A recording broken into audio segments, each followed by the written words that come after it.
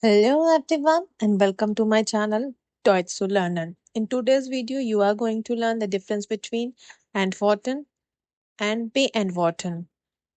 Both the verbs are similar in meaning but their usage is different. Let's begin with the verb antworten. Antworten means to answer or to reply. Antworten is ein dative verb. Let's learn with example.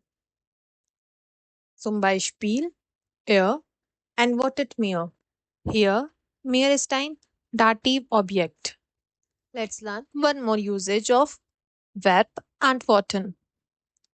The verb antworten can also be used with preposition auf. Preposition auf plus Akkusativ.